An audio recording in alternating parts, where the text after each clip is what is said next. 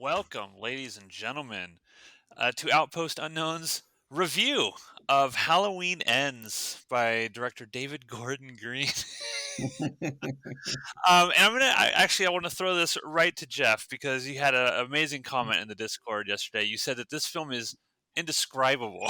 Like, you're watching, you can't even describe what's going on. So I'm going to ask you right now, like, can you give us a basic plot of Halloween Ends? Well, yeah. See, I'll try. I'm a fan of words, our beautiful language that we have. We have so many words, and I'm a guy who I feel is typically able to express himself. I'm able to find the words that I want to describe what I want to convey.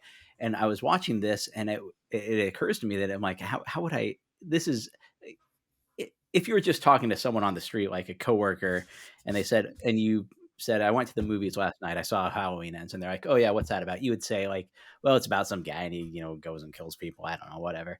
So you could describe it in that sense. But speaking to our audience, genre fans, people who know what Halloween is, know what Michael Myers is, presumably probably know what these previous two, 2018 and then 20 whatever, Halloween Kills, sort of know what those are. Try to describe what this is, and it's indescribable. There's nothing happens. Like, some things happen, I guess, but like trying to describe it in context or relating it to the previous two films in this trilogy, it's it's impossible. I'm at a loss for words. It's like I can tell you what happens. I can go down the line and say what happens in this movie, but to try to describe it in terms that make sense to people who saw the previous films and are now excited, or if not excited, at least interested to see, well, how does Halloween ends? Uh, you know, I can't. It's utterly bizarre. And I saw these tweets from, I guess, the filmmaker, maybe the director or writer, where he was talking about, yeah, man, this one's going to be controversial. We do some really wild stuff in this narratively.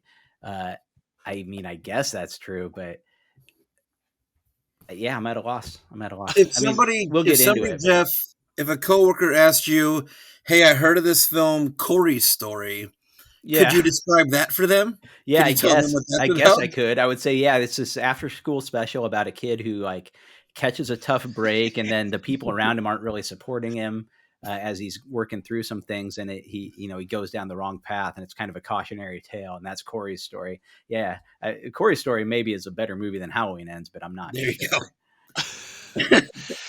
Yeah, so now the 2018 Halloween, I think it was generally well received, right? I liked it. I liked it a lot. Is in fact, I remember way back when, like, for example, Scream 4 came out. You and I, Matt, I think, and some other people were like, "Oh man, this was just a couple small choices away from being like a Yeah. really, really awesome thing." And that's Mhm. kind of how I feel about 2018. I feel like it was a couple small choices, particularly specifically the ending. If they would have done things a little bit differently, it would have been like a really, really I would have thought really highly of it. It would have been like a favorite film of mine. I would have. Specifically, it would not have had any sequels. I'll say that. That's the way I would have tweaked the ending of that. But Yeah, I thought it was really well done, and the ending could have been great, but it wasn't. I was really happy with Halloween 2018 and Uh thought huh. that it could have just ended right there. Even that ending, Jeff, I was happy with. It was so smart. It was very Yeah. smart in their setup, and so I thought that if that movie ended right there and there was no more, I would have been happy with that. Yeah, the ending of Halloween 2018, what I would have loved, I'll just spoil it since I'm not going to play coy or whatever. I thought it was super, super cool when, Laurie Strode, it's this alternative universe for anyone who doesn't know. I'm sure anyone watching this probably does, but Halloween 2018 sort of throws away the several half dozen plus sequels of the Halloween franchise and just says, what if Halloween, the original one, happened, and then we jump forward 40 years, and what is old Laurie Strode doing after that situation? And so she has a daughter and a granddaughter, and she's traumatized by it, to say the least, but it's informed everything about her life. So she's become this sort of survivalist. She knows Michael Myers is still out there, and there's gonna be a reckoning, and she's gonna have to be prepared for it. So she spends her entire adult life preparing for this and becoming like a doomsday prepper. And then at the end, she raises her daughter in this fashion. The daughter's like, "Mom, I can't live like this. This is insane. I can't dedicate my life to being afraid of some guy who's locked up in a mental institution."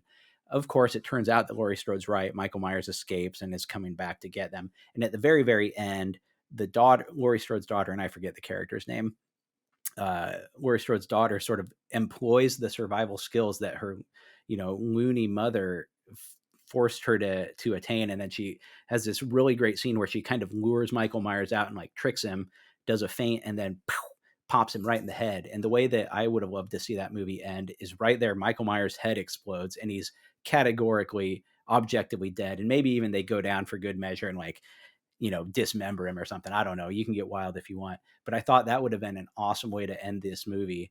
And if Halloween 2018 had done that, just categorically had Laurie Strode's daughter just explode Michael Myers' head, and that's the end of it. And everyone's sure there's an end. There's not some sort of goofy, but he's coming back and, end it that way.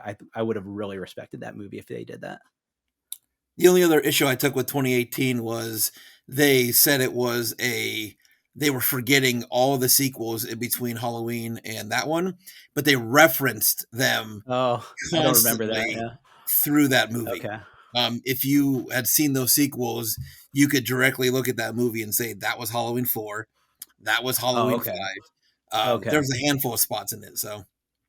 But yeah, I thought 2018 was all right. It was a lot better than what I anticipated, but I think that we look at 2018 with some rose-colored glasses because all the previous shit that we got before this, the Rob Zombies and all like the Thorn trilogy and all that, it was such garbage that people were like, "Oh wow, this is actually a well shot, high budget sort of Halloween film." I'm not sure. I mean, I'd have to go back and rewatch again, but in my mind, it doesn't quite hold up.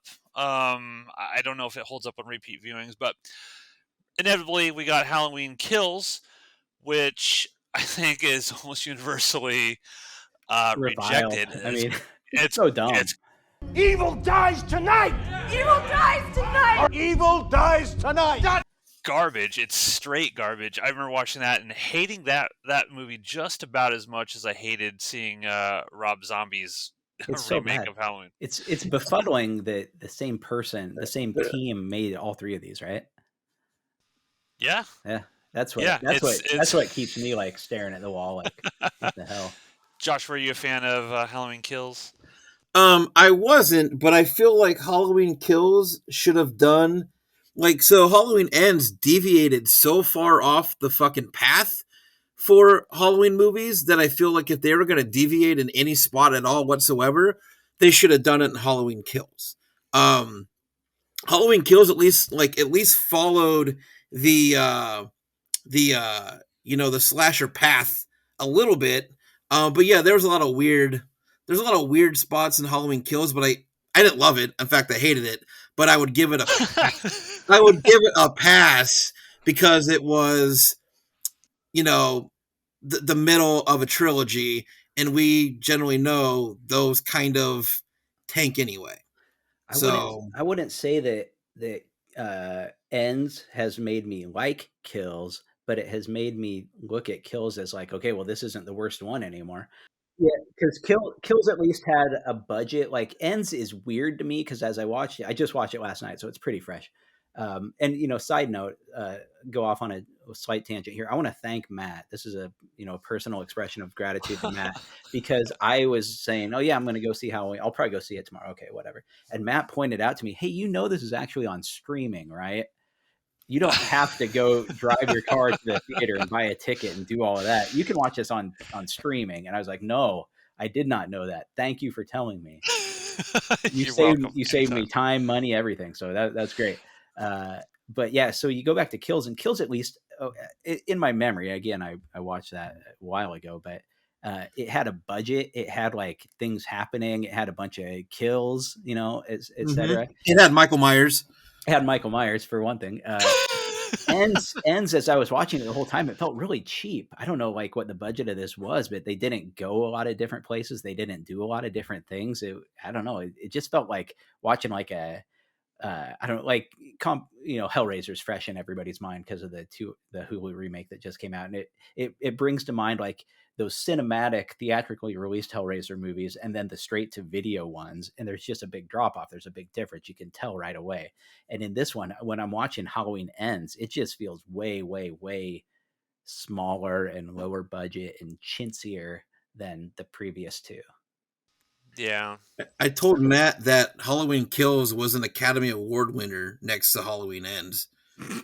That's how I felt. That's how much I feel about Halloween They're Ends. real. I mean, that's not the craziest thing I've ever heard. Like two completely different movies. Now, Josh, so Halloween Ends. I think everyone was, horror fans were generally kind of interested in this, even off the negative or the bad taste that Kills provided most of us, because it's ostensibly supposed to be Jamie Lee Curtis's final time when she's going to go up against Michael Myers, and I think the expectation is like, okay, well, we're going to get this big battle between Jamie Lee Curtis and Michael Myers, and the focus of the movie is going to be on them and their relationship over 40 years that this franchise has been going on or whatever. That's not what we get at all. She runs around like cleaning her kitchen.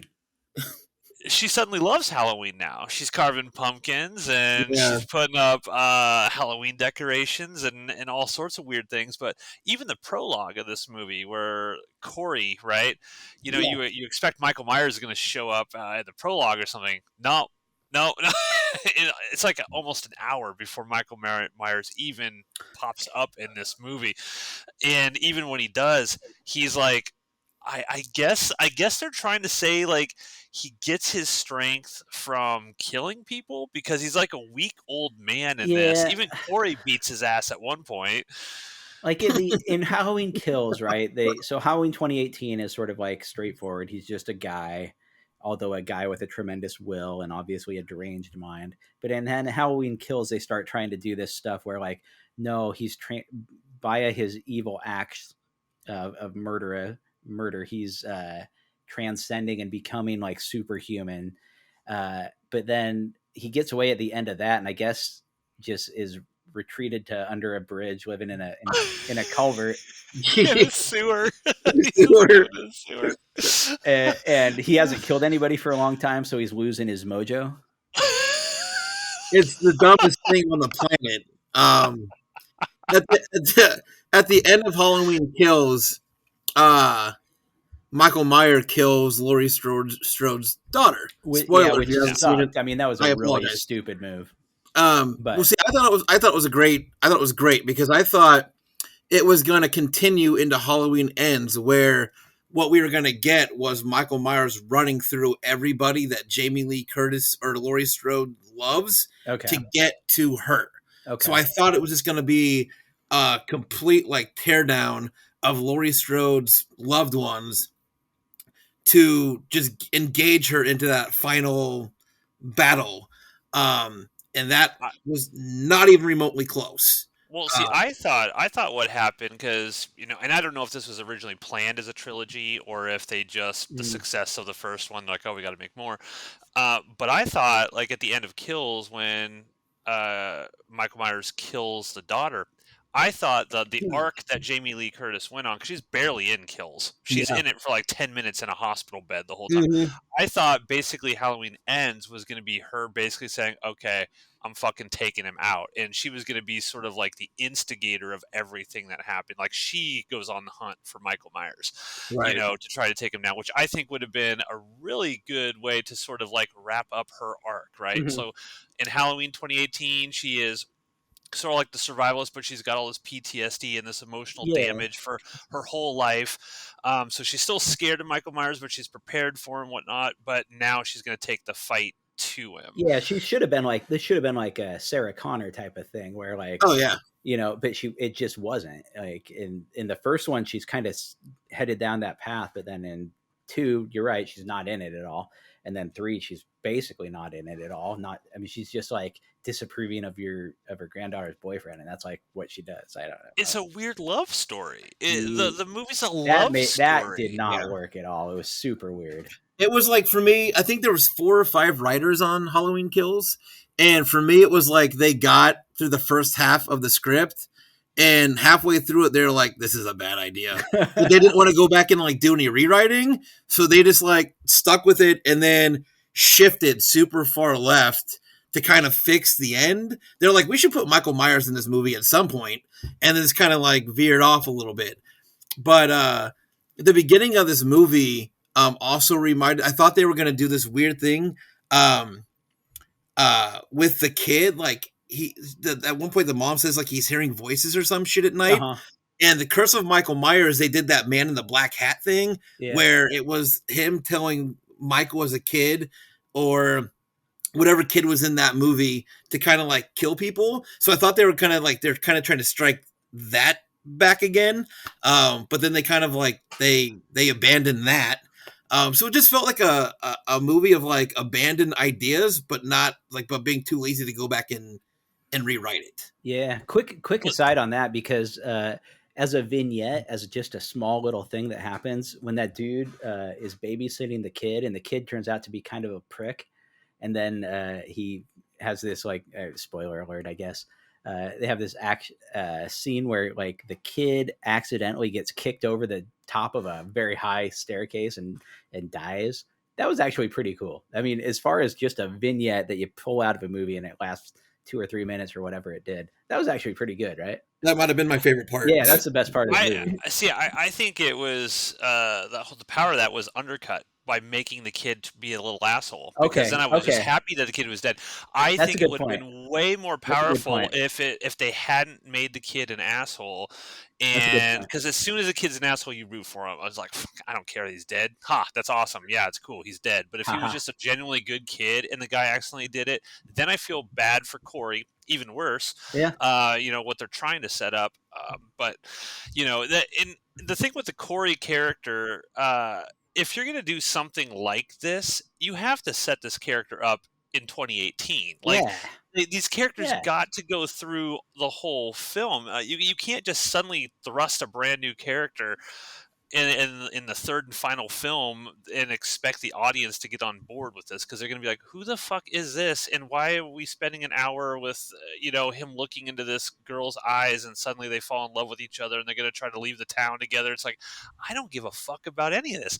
I'm here to see Jamie Lee Curtis fight Michael Myers, and I don't want to see it. It was really interesting as I'm watching this and I'm like, they undercut Jamie Lee Curtis at the end too, because she's fighting a weak version of Michael Myers who can't do shit, who's we've already seen get beat up by this stupid Corey character multiple times, stole his mask, leaves him in the sewer, I guess crying back there because he can't do it. And I'm just like, I don't feel...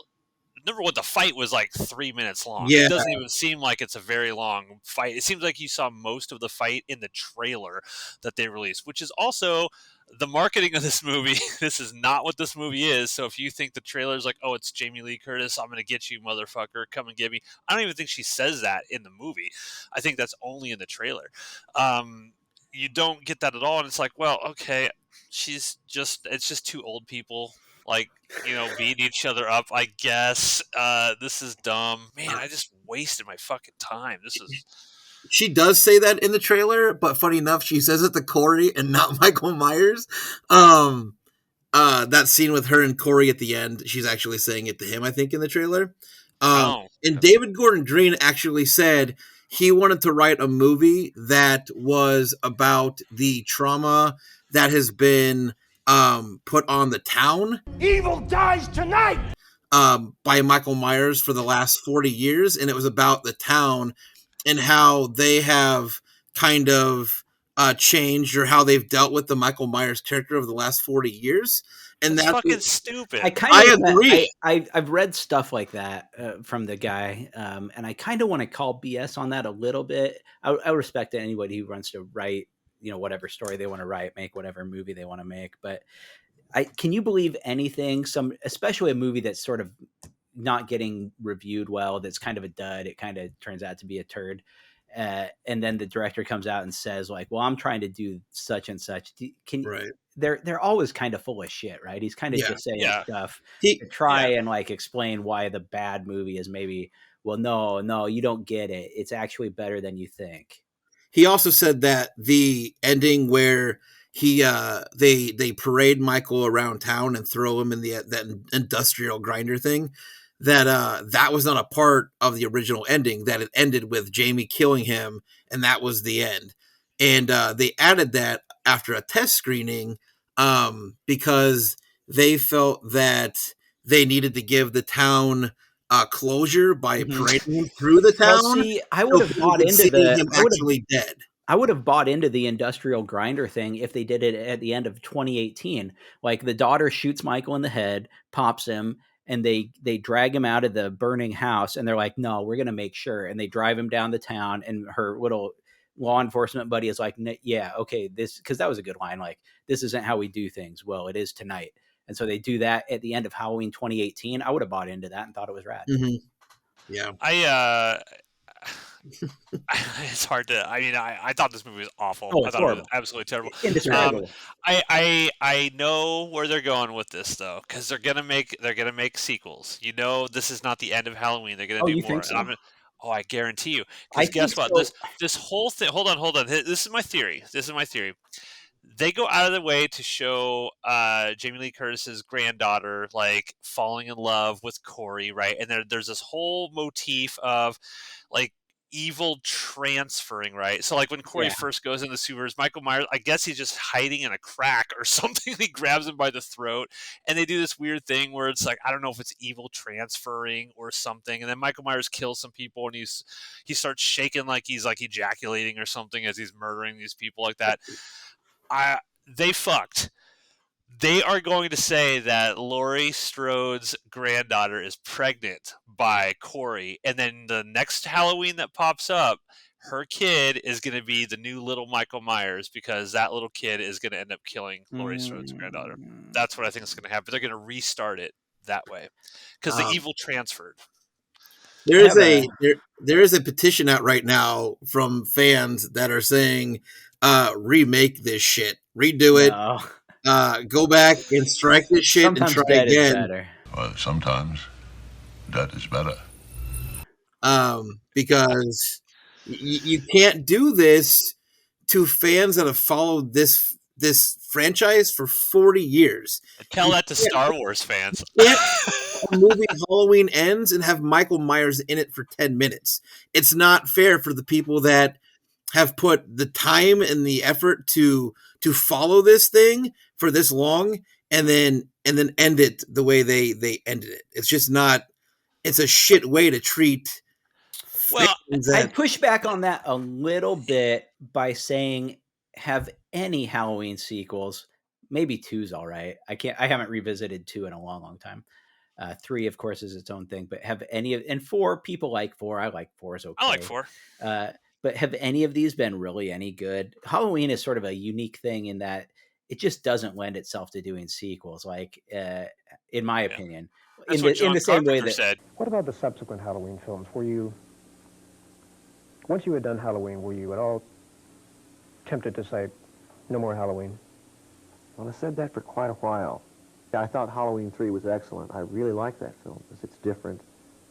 It has a real nice feel to it. I think he's a talented director. On the other hand, I think Halloween 2 is an abomination and a horrible movie. I was really disappointed in it. Yeah, in the same way that, like, or differently from Friday the 13th or Nightmare on Elm Street, maybe even Texas Chainsaw. I'm not sure, but that's Texas Chainsaw is probably closer to Halloween in this respect than the other two. But Friday the 13th and Elm Street, the sequels are just fun. Just whether how good or bad they are, you're having fun the whole time. Yeah, another one. Okay, cool, let's go. But these ones, like, they're a little bit harder to sequelize, and anything that they try to do with this is going to be sort of kind of a turd.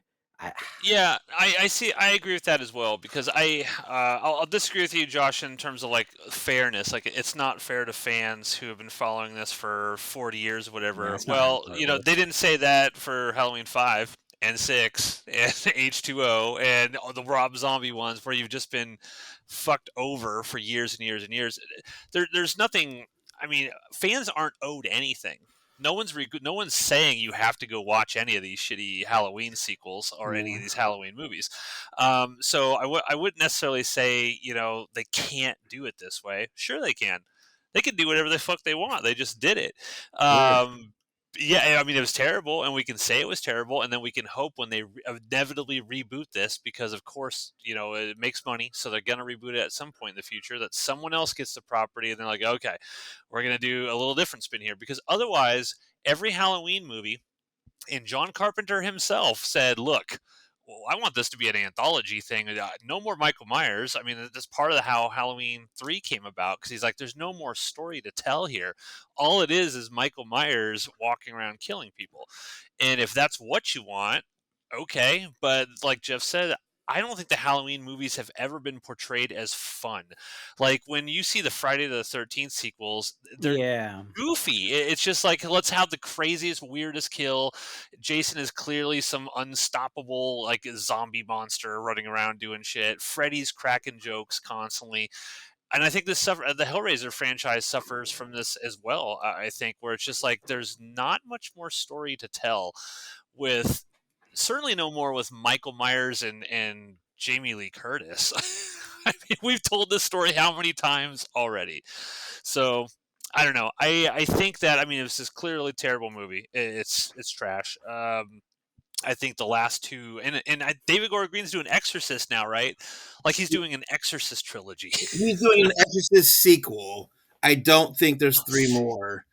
I thought he said it was a trilogy. The Halloween one was definitely a trilogy contract. So there was 3 from the get-go for the Halloween ones. I don't know how they're going to get 3 more movies out of The Exorcist. Even with a lot of Exorcist sequels too. But even with original characters coming back, I don't know how they're going to get 3 more movies out of it. Yeah, I don't know. I'm a terrible filmmaker, so what do I know? Okay, so if we're gonna wrap this up, Jeff, final comments and like a letter grade. How would you rate this if you had to give it a letter grade? I mean, F-. It's just like as I said, it's just indescribable. I don't know what they're trying to do or say. John Carpenter, when you pull up his quotes and his this and that, he's a wise man. Even when he's being flippant and like, oh yeah, this movie's stupid. They sent me the check and I'm good with that. There's still wisdom underneath, like the things that he set out to do, even if the movies were sometimes silly and kind of B level. So when he says that, like, yeah, the movie's supposed to be just about Michael Myers stabbing a guy, then just go with that, because he knows what he was trying to do. He had some sort of better vision than you did. Don't twist yourself into knots thinking that Halloween Kills is this meditation on anything that leads into Halloween Ends, where we really pay it all off. It's not. It's nonsense. Yeah, and I think that this whole idea of like we're trying to deal with the trauma of the town of Haddonfield for the past 40 years, with the original like Halloween, like how many people, because Halloween 2018 is just a direct sequel to the original Halloween. Mm-hmm. So 2 didn't happen. 2 through whatever never happened. So you're telling me an entire town is traumatized 40 years after Michael Myers killed like 3 people with a knife, when we're literally living in a day and age where like, people with guns run around and spree killing schools. Yeah. Shit like that. It's like, I don't even buy that would even be a thing. It's like, come on. Yeah, is Milwaukee traumatized from the 80s when Jeffrey Dahmer ate a bunch of people? It might be interesting to do some sort of exploration about like how the real world would deal with like a Michael Myers / Jason Voorhees, etc. type of guy, but like that's not what they chose to do here at all. Yeah. So I'm going to give this an F as well. This was just awful. This is right up there with Rob Zombie's Halloween remake for me in terms of just sheer. Well, I'd rather watch the Rob Zombie one by a mile. Wow. I don't know. That's you. That's a bridge too far. Bridge too far. I have not watched a single Rob Zombie movie since I saw his Halloween remake in the theater. I've just flat out refused. I didn't even watch Halloween 2. I like him. His sequel to him. I'm sure you would. I'll die on the Rob Zombie Halloween hill. I don't even care. Yeah, let's party, Josh. You and me will get together and hang out.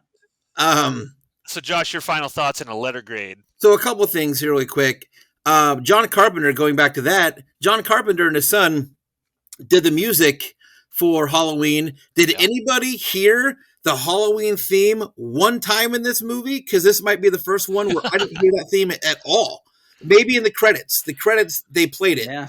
Yeah, this was the first of these three films, the first where like I didn't even remember the score.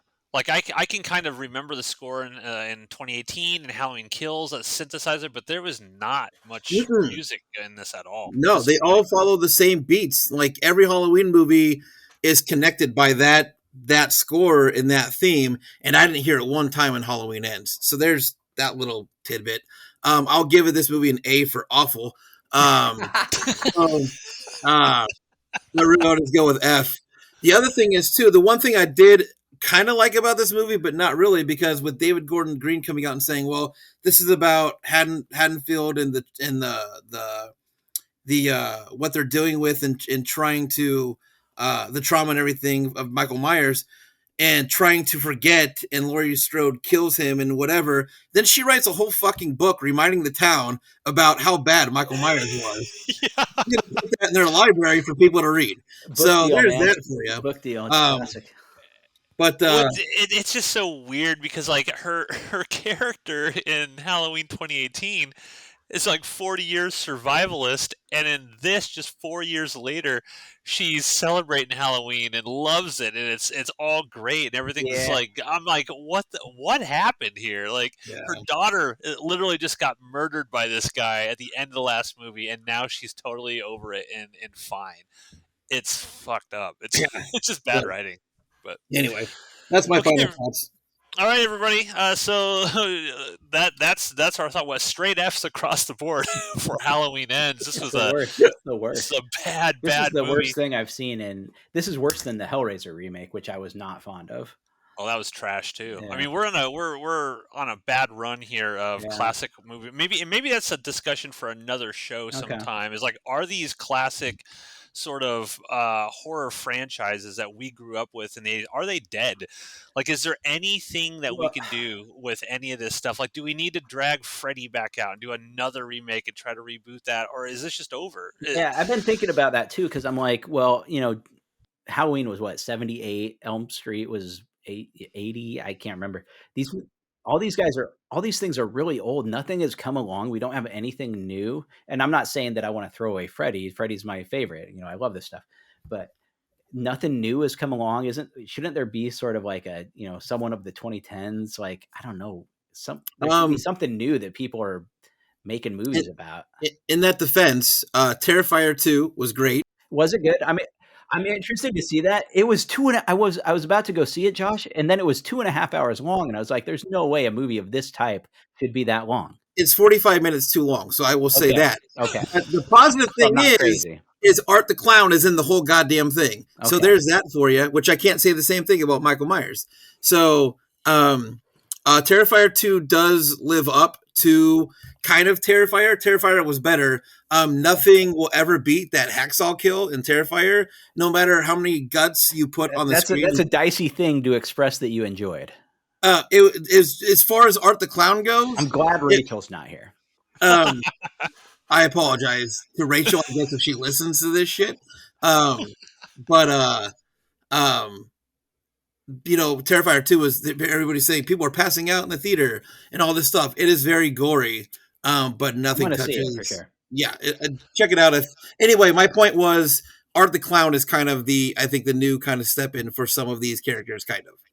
See, I disagree with that, and the reason why I would disagree with all of it, because you could make that argument of like Hatchet and all of these things. Saw, I guess. Yeah, Saw would be the closest thing to sort of like a quote unquote iconic killer of this time period, because if you remember what the films of like the 70s, 80s, all these classic horror monsters we remember those were cultural wide. I mean, I was dressing up like Freddy Krueger in the 80s as a little kid on Halloween. This stuff was everywhere. It was in the popular, consciousness. Freddy Krueger, Jason Voorhees, slashers were huge. They were some of the biggest movies, at the box office. That's not the case anymore. Mm-hmm. You can have Art the Clown and Terrifier and like, okay, sweet. It made $800,000 at the box office this weekend and made the top 10. Woo! that means nothing culturally. You know, my mom knows who Freddy Krueger is and Jason Voorhees and Leatherface and, you know, Pinhead and all this stuff. She's not going to know who the fuck Art the Clown is, and I don't think the vast majority of people in this day and age have any idea. They don't know Victor Crowley. They don't know Art the Clown. They don't know any of this stuff. They might know Jigsaw, because Jigsaw, I mean, that was something that hit the cultural consciousness, and we don't have that in horror anymore. We don't have these iconic characters that will bring flocks of people to the movie theaters. That's why they're drudging up, you know, let's remake the icons of the 80s, because all these people who loved them back then, they're still alive. They'll come out and support them in the movie theaters. I don't know. All of James Wan's stuff does good, but it's not. He hasn't created like a character that you want to see over and over again. Like, yeah. Peacock, I'm pretty sure, also beat the theaters for Halloween Ends. Just so I think that's true. What I was reading was that it made money once you factor in all the streaming and stuff. But like, I don't know. Financially, I think it's successful. Is it? I don't know. And I'm sure it is. One last question, and I don't want to drag this misery out longer than it needs to be, but do you put any, I don't know, like Jamie Lee Curtis is a good actor. She's been in good movies. Do you put any sort of responsibility on the shoulders of someone like, and maybe she had some kind of contractual obligation that, you know, it was what it was. But do you look to someone like Jamie Lee Curtis and say, like, look, you should have known that this was horrible. The script was nonsense, garbage, not a single good thing about it. Refuse to do it. Or is it just too much to think that an artist would do something like that? I mean, she's working a job just like I go to my job, and sometimes I do things at my job that I think are dumb, but I got to do them, you know. Jamie Lee Curtis, I don't think she gives a shit. I think it's much like John Carpenter. John Carpenter's like, "Are you going to give me a paycheck? Fuck it, whatever." The original movie's still there. Go that's watch a good the point. That's a good movie. point, because I was just trying, Matt. That's a good point to sort of take me down a peg, because I was just kind of taking the piss out of Jamie Lee. But I would never do that to John Carpenter. And maybe it's a different dynamic, but I would never take the piss out of John Carpenter. I would rah, yeah, like fist pump. Yeah, bro, cash the check when he continues to make money, presumably, off of this Halloween stuff. But then I'm going to try to like lay some trip on Jamie Lee Curtis that she ought to be above it. So yeah, that's a good point. Thank you for squaring me. Sure, no problem. Anytime. I hope Rachel doesn't listen to this podcast. I sure do. I sure hope not. So, yeah, ladies and gentlemen, thank you for listening to our review of Halloween Ends. Do you agree with us? Do you think it's better than an F? Leave a comment, I suppose. And we'll be back in the future.